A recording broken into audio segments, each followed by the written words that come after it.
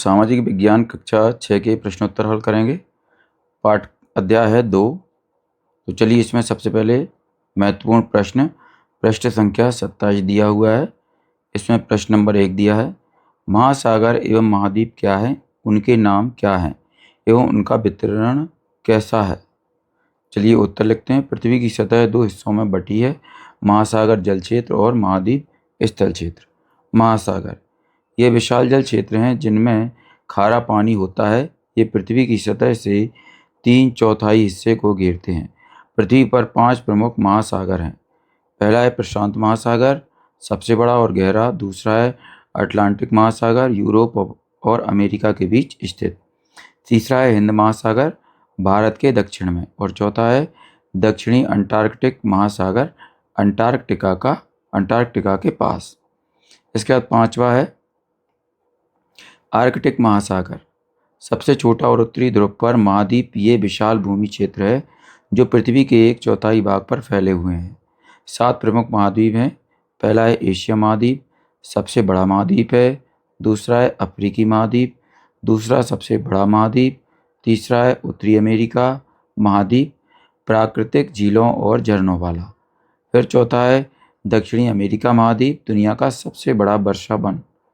अगला है पांचवा अंटार्कटिक का महाद्वीप, बर्फ से ढका हुआ। और छठवा है यूरोप महाद्वीप, सबसे विकसित महाद्वीप।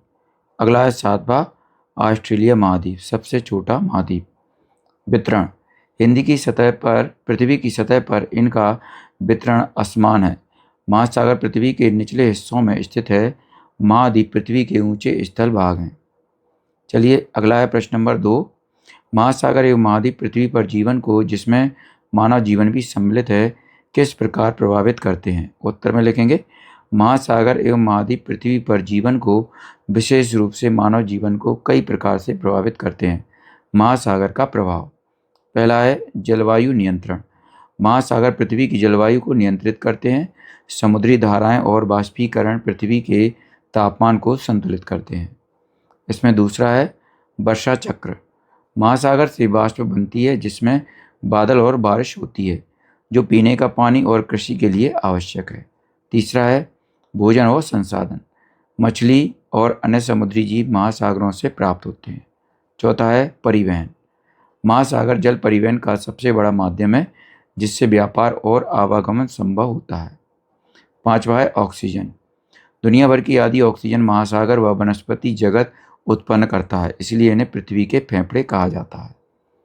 अब आगे है महाद्वीप का प्रभाव। तो इसमें नंबर 1 है जीवन और बस्तियां। महाद्वीपों पर जंगल, नदियां, पहाड़ और मैदान है, जो मानव जीवन और अन्य जीवों को आश्रय प्रदान करते हैं। दूसरा है कृषि और उद्योग। उपजाऊ मिट्टी और प्राकृतिक संसाधन कृषि और उद्योग के लिए जरूरी हैं। तीसरा है पारिस्थितिकी संतुलन। महाद्वीपों पर वनों और जीव जंतुओं की विविधता पारिस्थितिकी तंत्र को बनाए रखती है। अतः महासागर और महाद्वीप मिलकर जलवायु, भोजन, ऊर्जा और प्राकृतिक संसाधनों के माध्यम से मानव और पृथ्वी के जीवन को संतुलित और समृद्ध बनाते हैं। आगे चलते हैं। आइए पता लगाएं पृष्ठ संख्या 29। इसमें प्रश्न नंबर 1 है, प्रत्येक मानचित्र में वृत्ताकार रेखाओं को क्या कहते हैं। क्या आप जानते हैं कि दोनों ध्रुवों पर मिलने वाली रेखाओं को क्या कहा जाता है। संकेत। आपने इनके विषय में पिछले अध्याय में पढ़ा है, परंतु यहाँ इन्हें अलग प्रकार से प्रस्तुत किया गया है। उत्तर। प्रत्येक मानचित्र में वृत्ताकार रेखाओं को रेखांकीय रेखाएं कहा जाता है। पृथ्वी पर वृत्ताकार रेखाएं मुख्य रूप से 2 प्रकार की होती हैं। पहली है अक्षांश रेखाएं, दूसरे हैं देशांतर रेखाएं। दोनों ध्रुवों पर मिलने वाली रेखाएं देशांतर रेखाएं होती हैं। देशांतर रेखाएं उत्तर से दक्षिण दिशा में खींची जाती हैं और सभी ध्रुवों पर मिलती हैं। अगला है प्रश्न नंबर 2। किस गोलार्ध में अधिक जल है। उत्तर में लिखेंगे, दक्षिणी गोलार्ध में अधिक महासागर और कम भूमि है, जबकि उत्तरी गोलार्ध में अधिक भूमि और कम महासागर हैं। दक्षिणी गोलार्ध में प्रमुख महासागर प्रशांत महासागर, हिंद महासागर, दक्षिणी महासागर स्थित हैं। इसके अलावा दक्षिणी गोलार्ध में अंटार्कटिका महाद्वीप भी स्थित है, जो बर्फ से ढका हुआ है और जल का एक बड़ा स्रोत है।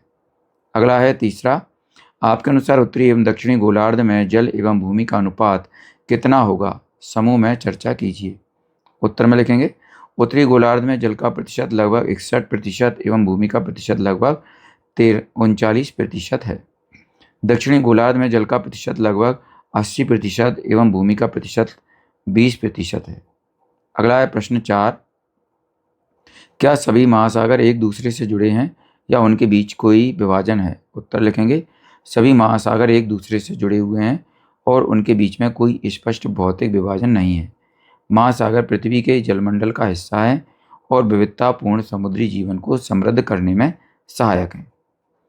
आगे चलते हैं, आइए विचार करें पृष्ठ संख्या 31। इसमें पहला प्रश्न है, जब पृथ्वी पर जल प्रचुर मात्रा में उपलब्ध है फिर भी जल की कमी अथवा जल संकट की इतनी चर्चा क्यों सुनाई देती है? उत्तर में लिखेंगे, पृथ्वी पर उपलब्ध जल का अधिकांश भाग महासागरों में है, परंतु यह जल लवणीय है एवं मानव सहित बहुत से स्थलीय जीवों के उपभोग के लिए अनुपयोगी है। दूसरी ओर अलवणीय जल का पृथ्वी के जल संसाधनों में अत्यल्प हिस्सा है। यह हिमनद, नदियों, झीलों, वायुमंडल एवं भूमिगत जल के रूप में व्याप्त है। जल की बढ़ती मांग और खराब प्रबंधन जल संकट का कारण बनते हैं। चलिए अगला है दूसरा, जल संरक्षण के कौन कौन से उपायों से आप अवगत हैं? इनमें से किसका उपाय आपने अपने घर, विद्यालय, गांव, उपनगरों एवं नगरों में होते देखा है? उत्तर लिखेंगे, जल संरक्षण के लिए कई उपाय अपनाए जा सकते हैं जो घर, विद्यालय, गांव, उपनगरों एवं नगरों में उपयोग किए जाते हैं। इनमें से कुछ उपाय निम्नलिखित हैं। पहला है वर्षा जल संचयन। छतों पर वर्षा जल को एकत्रित करके भूमिगत टैंक में संग्रह करना। इसका उपयोग सिंचाई, बागवानी और घरेलू कार्यों में किया जा सकता है। दूसरा है पानी का दुरुपयोग रोकना, नल को बेवजह खुला न छोड़ना और टपकते नलों की मरम्मत करना। तीसरा है पुनः उपयोग किए गए पानी का पुनः उपयोग करना, जैसे रसोई घर में सब्जी धोने, अनाज व दालों के धोने का पानी पौधों में डालना। चलिए चौथा है ड्रिप और स्प्रिंकलर। सिंचाई खेतों में पानी की बर्बादी रोकने के लिए ड्रिप और स्प्रिंकलर सिस्टम का उपयोग करना। पांचवा है तालाब और झीलों का संरक्षण, जल स्रोतों को साफ रखना, उसमें कचरा डालने से रोकना आदि। छठा है जल संरक्षण अभियान। विद्यालय, गांव, उपनगरों, नगरों में जल संरक्षण के प्रति लोगों को जागरूक करना जल संरक्षण के उपायों का उपयोग होता है। इसमें पहले नंबर पर दिया है घर में टपकते नल ठीक कराना, पानी बचाने के लिए बाल्टी का उपयोग करना। दूसरा है विद्यालय में वर्षा जल संचयन प्रणाली, जल बचाने की शिक्षा देना। तीसरा है गांव में खेतों में ड्रिप सिंचाई का उपयोग, तालाब और कुओं का संरक्षण। चौथा है उपनगरों एवं नगरों में बड़ी इमारतों में वर्षा जल संचयन प्रणाली, सार्वजनिक स्थानों पर पानी का दुरुपयोग रोकने का नियम लागू करना। आगे चलते हैं, आइए पता लगाएं पृष्ठ संख्या 32। इसमें प्रश्न नंबर 1 दिया है, नीचे दी गई तालिका में बताइए कि 5 महासागर किस गोलार्ध अथवा गोलार्धों में अवस्थित हैं। तो उत्तर यहाँ पर देखिए, ये टेबल बनी हुई है, यहाँ क्रम लिखेंगे, यहाँ महासागर, यहाँ उत्तरी गोलार्ध, यहाँ दक्षिणी गोलार्ध।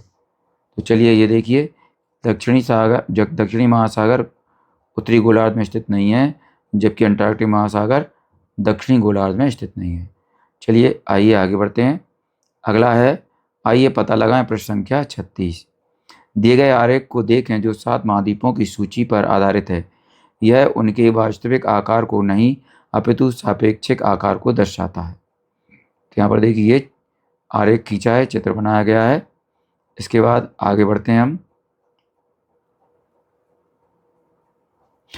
यहाँ 1 नंबर पर वर्गों की संख्या को गिनिए और सबसे बड़े एवं सबसे छोटे महाद्वीप का नाम बताइए।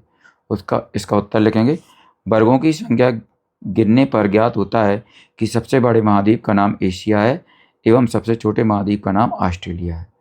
दूसरा है कौन सा महाद्वीप बड़ा है? उत्तरी अमेरिका अथवा दक्षिणी अमेरिका, अफ्रीका अथवा उत्तरी अमेरिका, अंटार्कटिका अथवा ऑस्ट्रेलिया। उत्तर में लिखेंगे नंबर 1, उत्तरी अमेरिका और दक्षिणी अमेरिका में उत्तरी अमेरिका महाद्वीप बड़ा है। दूसरा है अफ्रीका और उत्तरी अमेरिका में अफ्रीका महाद्वीप बड़ा है। तीसरा है अंटार्कटिका और ऑस्ट्रेलिया में अंटार्कटिका महाद्वीप बड़ा है। तीसरा है आरेख में यूरोप और एशिया को एक ही रंग से भरिए और यूरेशिया नाम दीजिए, जिसके आकार की तुलना दक्षिणी अमेरिका से कीजिए। तो चलिए उत्तर लिखेंगे। यहाँ पर देखिए ये चित्र बना है, ये दक्षिण अमेरिका का, ये यूरेशिया का है। उत्तर लिखेंगे इसका। यूरेशिया और दक्षिणी अमेरिका महाद्वीप के आकार की तुलना करें तो यूरेशिया दुनिया का सबसे बड़ा महाद्वीप है, जिसमें एशिया और यूरोप दोनों महाद्वीप आते हैं, जो कि एक दूसरे से जुड़े हुए हैं, जबकि दक्षिण अमेरिका यूरेशिया से लगभग 3 गुना छोटा है। चौथा है, छोटे महाद्वीप से लेकर बड़े महाद्वीप तक की सूची बनाइए। तो चलिए उत्तर लिखते हैं। छोटे महाद्वीप से लेकर बड़े महाद्वीप तक की सूची निम्न है। पहला है ऑस्ट्रेलिया महाद्वीप, दूसरा है यूरोप महाद्वीप, तीसरा है अंटार्कटिका महाद्वीप, चौथा है दक्षिण अमेरिका महाद्वीप, पांचवा है उत्तरी अमेरिका महाद्वीप और छठा है अफ्रीका महाद्वीप, इसके बाद एशिया महाद्वीप। चलिए आगे बढ़ते हैं। एनसीईआरटी पाठ्य पुस्तक अभ्यास है। यहाँ पर प्रश्न, क्रियाकलाप और परियोजना है। यहाँ पर प्रश्न नंबर 1 दिया है, निम्नलिखित शब्दों की व्याख्या कीजिए। इसमें का है महाद्वीप, खा है महासागर और गा है द्वीप। उत्तर में लिखेंगे सबसे पहले महाद्वीप के बारे में। महाद्वीप एक बड़ा भूमि का हिस्सा होता है जो समुद्र से घिरा नहीं होता और काफ़ी बड़ा होता है। पृथ्वी पर 7 महाद्वीप हैं। पहला है एशिया, दूसरा है अफ्रीका, तीसरा है उत्तरी अमेरिका, चौथा है दक्षिणी अमेरिका, पांचवा है अंटार्कटिका और छठा है यूरोप और सातवां है ऑस्ट्रेलिया। खा, महासागर। महासागर बहुत बड़ा और गहरे पानी का क्षेत्र होता है जो पृथ्वी के बड़े जलाशय माने जाते हैं। पृथ्वी पर 5 प्रमुख महासागर हैं। पहला है प्रशांत महासागर, दूसरा है अटलांटिक महासागर, तीसरा है हिंद महासागर, चौथा है दक्षिण महासागर और पांचवा है आर्कटिक महासागर। चलिए अगला है गा नंबर द्वीप। चारों ओर जल से घिरे हुए भूखंड को द्वीप कहा जाता है। पृथ्वी पर विभिन्न आकार के लाखों द्वीप हैं। विश्व का सबसे बड़ा द्वीप ग्रीनलैंड है। चलिए अगला है प्रश्न नंबर 2। मानचित्र बनाइए। इस अध्याय में दिए गए मानचित्रों को देखे बिना अपने हाथ से कागज पर महाद्वीपों का मानचित्र बनाइए और इसमें रंग भरिए। इसके बाद इस अध्याय में दिए गए महासागरों और महाद्वीपों के मानचित्र के साथ इसकी तुलना कीजिए। चलिए उत्तर लिखेंगे यहाँ से हम। तो यहाँ पर विद्यार्थी अपने शिक्षक की सहायता से ये हल करेंगे। अगला है प्रश्न नंबर 3। आइए करके देखें, नीचे दिए गए विश्व के मानचित्र में सभी महाद्वीपों और महासागरों के नाम लिखिए। उत्तर, यहाँ विश्व का मानचित्र दर्शाया गया है, ये देखिए। इस तरीके से आप भी मानचित्र बनाएंगे। चलिए इसके बाद प्रश्न नंबर 4 पर आते हैं। वर्ग पहेली को हल कीजिए। पहेली को हल करने के लिए अंग्रेजी भाषा के शब्दों का प्रयोग कीजिए। ये बाएं से दाएं भरना है और ये ऊपर से नीचे भरना है। चलिए यहाँ पर नीचे वर्ग पहेली है, तो इस तरीके से हमने इसको फिल कर लिया है। आप भी इसी तरीके से इसको फिल कर लें।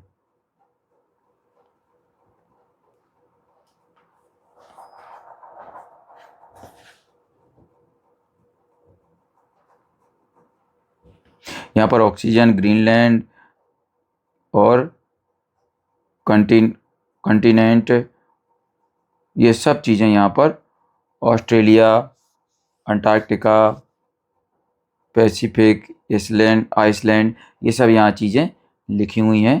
तो इसी तरीके से आप भी इसको अपनी फेयर कॉपी में बना सकते हैं। चलिए बच्चों आगे बढ़ते हैं अगले प्रश्न की ओर। यहाँ पर अन्य परीक्षोपयोगी प्रश्न आ चुके हैं। तो यहाँ पर पहला प्रश्न दिया है, बहुविकल्पीय प्रश्न है ये। दुनिया का सबसे बड़ा महासागर कौन सा है? सही उत्तर है प्रशांत महासागर। दूसरा है, दक्षिणी गोलार्ध में कौन सा महाद्वीप स्थित है? सही उत्तर है अंटार्कटिका। तीसरा है, कौन सा महासागर भारत के दक्षिण में स्थित है? सही उत्तर है हिंद महासागर। चौथा है, ग्रीनलैंड किसका एक हिस्सा है? सही उत्तर है उत्तरी अमेरिका। अगला है पांचवा, हिमालय पर्वत किस महाद्वीप में स्थित है? सही उत्तर है एशिया। अगला है छठा, सबसे छोटा महाद्वीप कौन सा है? सही ऑप्शन है ऑस्ट्रेलिया। चलिए बच्चों आगे बढ़ते हैं। आगे हमारे सामने रिक्त स्थान आ चुके हैं। तो चलिए यहाँ पर 5 रिक्त स्थान दिए हुए हैं। तो यहाँ पर देखिए, पहले रिक्त स्थान में हम भरेंगे महासागर, दूसरे में हम भर देंगे नीली, तीसरे में भरेंगे पृथ्वी के फेफड़े और चौथे में भरेंगे हम अंटार्कटिक, पांचवे में भरेंगे हम महासागर। तो बच्चों यहाँ पर ये हमारा खाली स्थानों के उत्तर यहाँ पर पूर्ण हो चुके हैं। चलिए बच्चों, अब आगे बढ़ते हैं हम। अन्य प्रश्न दिए हुए हैं यहाँ पर। इसमें अन्य प्रश्न में प्रश्न नंबर 1 है, प्रशांत महासागर की विशेषता क्या है? उत्तर में लिखेंगे, यह दुनिया का सबसे गहरा और बड़ा महासागर है। दूसरा है, भारत का सबसे बड़ा द्वीप कौन सा है? उत्तर में लिखेंगे, अंडमान और निकोबार द्वीप समूह भारत का सबसे बड़ा द्वीप है। तीसरा है, महासागर जलवायु को कैसे नियंत्रित करते हैं? उत्तर में लिखेंगे, महासागर सूर्य की गर्मी को अवशोषित करते हैं और इसे धीरे धीरे छोड़ते हैं, जिससे जलवायु संतुलित रहती है। इसके बाद प्रश्न तीसरा है, महासागर और महाद्वीप दोनों का व्यापारिक एवं सांस्कृतिक महत्व क्या है? उत्तर में लिखेंगे, महासागर और महाद्वीप दोनों का व्यापारिक और सांस्कृतिक महत्व है। महासागर जलमार्ग प्रदान करते हैं, जिससे व्यापार, मछली पालन और ऊर्जा संसाधन मिलते हैं। महाद्वीप खनिज, कृषि उत्पादन और उद्योग का स्रोत होते हैं। सांस्कृतिक दृष्टि से महासागर विभिन्न संस्कृतियों का आदान प्रदान करते हैं और तटीय क्षेत्रों में विशिष्ट परंपराएं होती हैं। सांस्कृतिक विविधता, ऐतिहासिक धरोहर ये सभी मानव जीवन को प्रभावित करते हैं। चलिए बच्चों, यहाँ पर प्रश्न नंबर 5 पर आ जाते हैं हम। महासागरों और महाद्वीपों की जैव विविधता का मानव जीवन पर क्या प्रभाव पड़ता है? तो उत्तर में लिखेंगे, महासागरों की जैव विविधता समुद्री भोजन, दवाओं और पारिस्थितिकी संतुलन बनाए रखने में सहायक है। महाद्वीपों की जैव विविधता कृषि, पशुपालन, औषधि और वन उत्पादों के लिए आवश्यक हैं। दोनों ही पारिस्थितिकी तंत्र को प्रभावित करते हैं। चलिए अगला है प्रश्न नंबर 6, महासागरों में आने वाली सुनामी के कारण प्रभाव और सुरक्षा उपायों पर प्रकाश डालें।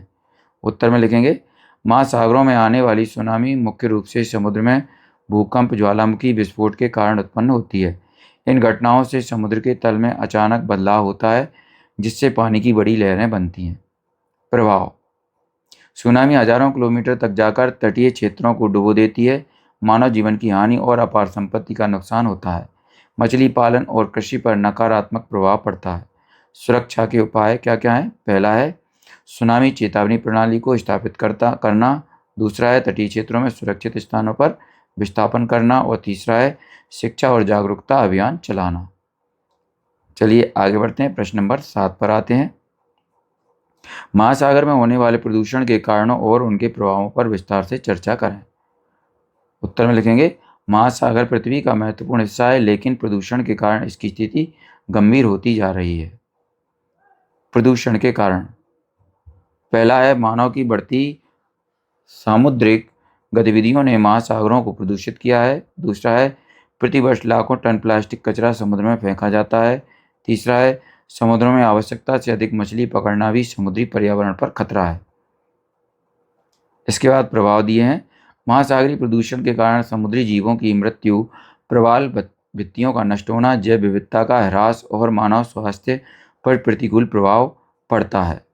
समाधान क्या है इसका? कचरे का सही प्रबंधन करना, प्लास्टिक का उपयोग कम करना एवं प्रदूषण रोकने के लिए कठोर नियमों का पालन किया जाना चाहिए।